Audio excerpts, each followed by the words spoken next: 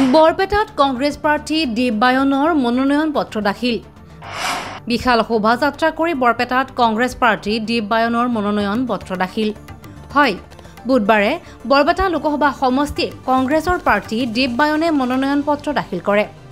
এক বিশাল শোভাযাত্ৰাৰে কংগ্ৰেছৰ প্ৰাৰ্থীগৰাকীয়ে মনোনয়ন পত্ৰ দাখিল কৰে।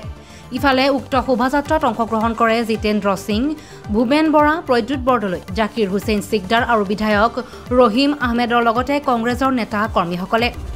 মনোনয়ন পত্ৰ দাখিলৰ পূৰ্বে সংবাদ মাধ্যমৰ আগত দেৱবায়নৰ মন্তব্য, ৰাইজে মোক আশীৰ্বাদ দিছে, মোৰ জয় নিশ্চিত। ৰাইজৰ মৰম আশীৰ্বাদৰ বাবে আজি বিশাল শোভাযাত্ৰা আপোনালোকে নিজে দেখিছে। এজন ৰাজনৈতিক ব্যক্তিক ইয়াতকৈ আৰু কি লাগে? ৰাজনৈতিক ব্যক্তি এজনৰ ৰাইজৰ মৰম আশীৰ্বাদেই যথেষ্ট। অপশক্তিক শোষণেৰে শাসন কৰি থকা শক্তিক উৎখাত কৰাৰ বাবে ৰাইজৰ আশীৰ্বাদেই একমাত্ৰ শক্তি। খুব উৎসাহিত দলীয় সমৰ্থকে নহয়, সমাজৰ বিভিন্নজন জ্যেষ্ঠ ব্যক্তিও আহিছে, আশীৰ্বাদ দিছে আৰু আশীৰ্বাদ দি কৈছে বৰপেটা লোকসভা সমষ্টিৰ কাৰণে সৎভাৱে নিকাভাৱে সুস্থ মানসিকতাৰে কাম কৰি যোৱা, আশীৰ্বাদ দিছোঁ, তোমাৰ এই জয়যাত্ৰা অব্যাহত আছে বুলি কৈছে। চাওক, সেই মূল প্ৰতিদ্বন্দ্বিতা কাৰ লগত আহিব সেইটো ৰাইজে নিৰ্ধাৰণ কৰিব, কাৰণ আমি মই আগতেও কৈছোঁ ৰাইজৰ যুদ্ধত আমি কোনো নহয়, ৰাইজে আশীৰ্বাদ দিছে, গতিকে ৰাইজৰ আশীৰ্বাদ লৈ পেলাই আগুৱাইছোঁ। এই যুদ্ধত ৰাইজৰ জয় হ'ব।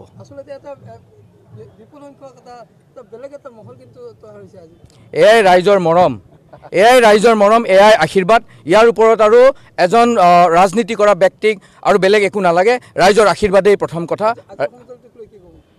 যথেষ্ট উৎসাহী, ইমান উৎসাহ দিছে সকলো ব্যক্তিয়ে, সকলো ডেকা শক্তি, ছাত্ৰ শক্তি, মহিলা, আই মাতৃসকল, জ্যেষ্ঠ ব্যক্তিসকল, সমাজৰ বুদ্ধিজীৱী সমাজৰ পৰা আহিছে, আশীৰ্বাদ দিছে। তাতকৈ আৰু বেলেগ আশীৰ্বাদ আৰু নালাগে। যথেষ্ট শক্তিবন্ত হৈছোঁ। অপশক্তি শোষণেৰে শাসন কৰি থকা শক্তিটোক উৎখাত কৰাৰ কাৰণে ৰাইজৰে আশীৰ্বাদেই যথেষ্ট। ইপিনে CPMৰ মনোৰঞ্জন তালুকদাৰ সম্পৰ্কে কয়, তেখেত জ্যেষ্ঠ ব্যক্তিৰ ৰাজনীতি বুজি পায়। CPMৰ প্ৰাৰ্থী মনোৰঞ্জন তালুকদাৰৰ মনোনয়ন পত্ৰ দিয়াৰ সময় আছে। আমি কথা পাতি আছোঁ, আমি আশাবাদী। চাওক, এইটোৰ ক্ষেত্ৰত মনোৰঞ্জন দা বাৰে বাৰে কৈছোঁ, তেখেত জ্যেষ্ঠ ব্যক্তি, ৰাজনীতি বুজি পায়, তেখেতে মনোনয়ন পত্ৰ দিয়াৰলৈ সময় আছে। আমি চবেই কথা বতৰা পাতি আছোঁ, কাৰণ এই গণতন্ত্ৰৰ যুদ্ধত আমি সকলোৱে মই বৰ নহৈ পেলাই এই সংবিধান ৰক্ষা কৰাৰ যুঁজত একতাৰে যুঁজিব লাগিব। নিশ্চয়কৈ বৰ্তমান তেওঁ বিধায়ক হৈ আছে, বুজি পায়, বিধায়ক শূন্য হ'ব নালাগে বিধানসভাত। দাদা যথেষ্ট এজন ৰাজনৈতিকভাৱে সচেতন ব্যক্তি, ৰাজনীতি বুজি পায়। অহা দিনত দাদাই ৰাজনীতি বুজা হিচাপতে ৰাজনীতি কৰিব।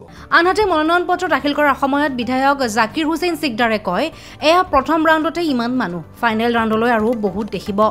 দেৱবায়ন নিশ্চিতভাৱে বৰপেটাত জয়যুক্ত হ'ব। বৰপেটা কংগ্ৰেছৰ আছিল আৰু কংগ্ৰেছৰে হৈ থাকিব।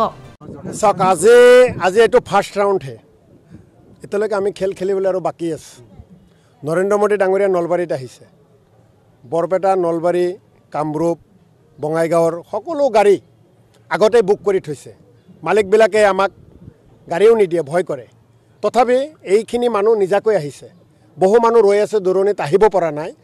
বহু মানুহে, আমি মাত্ৰ 10%, 100% আহিব বিচৰা মানুহৰ 10% হি এটা নিছোঁ, 10%, আৰু 90% ঘৰতে আছে। তাৰ পৰাই দেৱবায়ন ডাঙৰীয়াক আশীৰ্বাদ দিছে।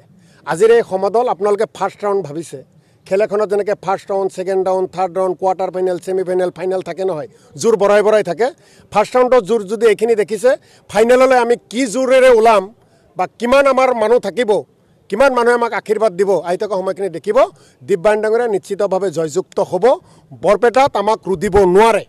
বিজেপি, AJP, হিমন্ত বিশ্ব শৰ্মাই, নৰেন্দ্ৰ মোদী, অমিত শ্বাহ, কোনো কাৰণতে অতুল বৰা, কেশৱ মহন্ত এইবাৰ বৰপেটা উদ্ধাৰ কৰিব নোৱাৰে। বৰপেটা কংগ্ৰেছৰ আছিল, কংগ্ৰেছৰ থাকিব। বৰপেটাৰ পৰা মফিদুল হকৰ ৰিপৰ্ট, DA 365।